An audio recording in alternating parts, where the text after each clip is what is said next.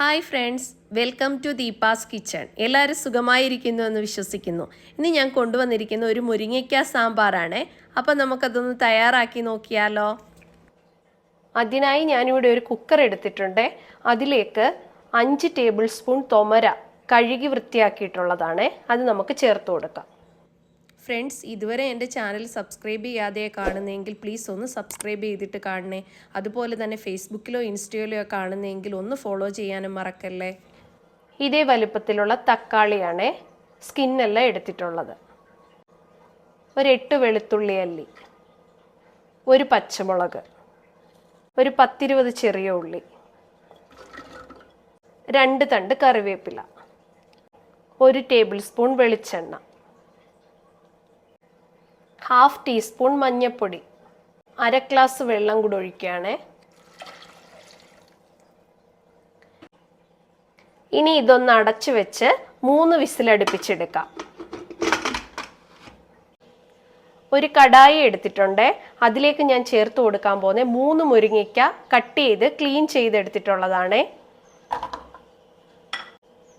1/4 teaspoon മഞ്ഞൾപ്പൊടി, 1/4 teaspoon ഉപ്പ്, 1/2 glass വെള്ളം. ഇത് നമുക്കൊന്ന് വേവിച്ചെടുക്കണേ. കുക്കറിൽ വെച്ച് വേവിച്ചു കഴിഞ്ഞാൽ അത് ഓവറായിട്ട് വെന്തു പോകും. അതുകൊണ്ടാണ് നമ്മൾ ഈ മുരിങ്ങയ്ക്ക സെപ്പറേറ്റ് വേവിക്കുന്നത്. നമുക്കിനി ഇതൊന്ന് വേവിച്ചെടുത്തിട്ട് വരാം. സ്റ്റൗ ഓൺ ചെയ്ത് ഒരു 20 മിനിറ്റ് അടച്ചു വെച്ച് വേവിക്കാം. 3 വിസിലടിച്ചെടുത്തിട്ടുണ്ട്. ഇനി നമുക്കിതൊന്ന് തുറന്നു നോക്കാം.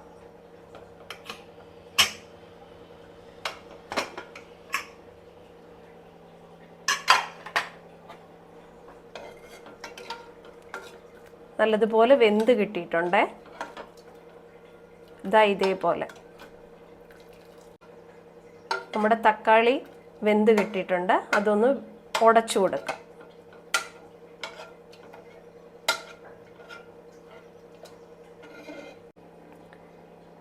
മുരിങ്ങയ്ക്ക വെന്ത് കിട്ടിയിട്ടുണ്ട്. അതും കൂടെ നമ്മുടെ ഇതിലേക്ക് ചേർത്ത് കൊടുക്കാം.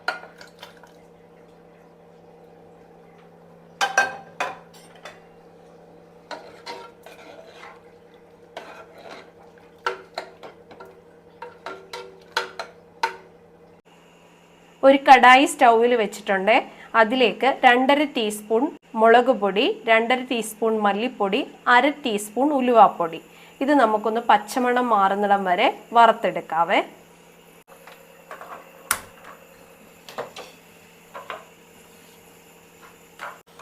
സാമ്പാറിനൊരു കളർ കിട്ടാൻ വേണ്ടി 1/2 ടീസ്പൂൺ കാശ്മീരി ചില്ലിയും കൂടെ ചേർക്കുകയാണേ.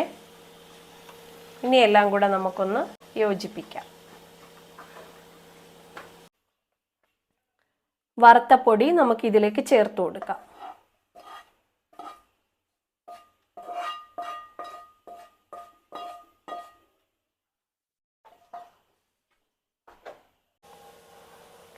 ഈ വലുപ്പത്തിൽ ഞാൻ കുറച്ച് വാളംപുളി എടുത്തിട്ടുണ്ട്.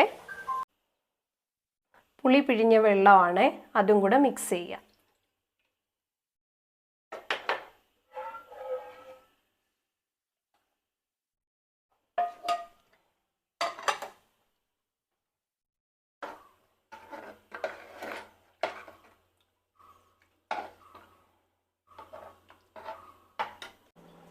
ഒരു ഗ്ലാസ് വെള്ളം കൂടെ ചേർത്ത് കൊടുക്കാം.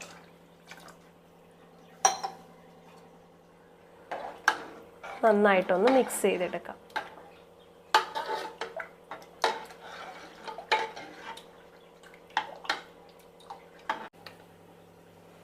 ഇനി ഇതിലേക്ക് 1 ടീസ്പൂൺ ഉപ്പും കൂടെ ചേർത്ത് കൊടുക്കാം.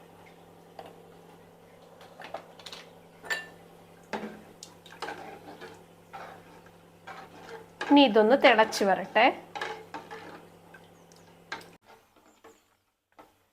നമ്മൾ എപ്പോഴും ഉണ്ടാക്കുന്നത് എല്ലാ വെജിറ്റബിൾസും ഇട്ടിട്ടല്ലേ സാമ്പാർ റെഡിയാക്കുന്നത്.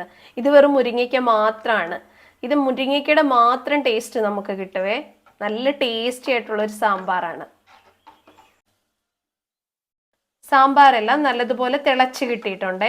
ഇനി നമുക്ക് ഇതിലേക്ക് കടുക് താളിക്കാം. ഒരു കടായി അടുപ്പിൽ വെച്ച് അതിപ്പോൾ ചൂടായിട്ടുണ്ട്. അതിലേക്ക് 2 ടേബിൾ സ്പൂൺ വെളിച്ചെണ്ണ,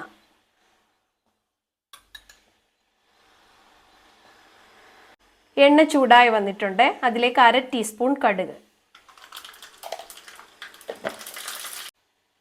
3 ചെറിയ ഉള്ളി ചെറുതായിട്ട് കട്ട് ചെയ്തത്, ഒരു വറ്റൽമുളക് 2ആയിട്ട് കട്ട് ചെയ്തത്. ഗോൾഡൻ കളറായി കിട്ടിയിട്ടുണ്ട്. ഇനി നമുക്ക് സ്റ്റൗ ഒന്ന് ഓഫ് ചെയ്യാം. 1 ടീസ്പൂൺ കായപ്പൊടിയും കൂടെ ചേർത്ത് കൊടുക്കുകയാണ്.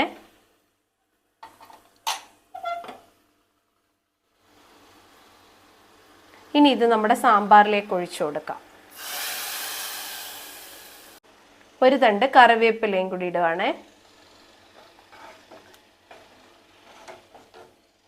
നമ്മുടെ സാമ്പാർ റെഡിയായി വന്നിട്ടുണ്ട്. നോക്കൂ ഫ്രണ്ട്സ്, എന്ത് നല്ല ടേസ്റ്റി ആയിട്ടുള്ള സാമ്പാറാണെന്നറിയാവോ?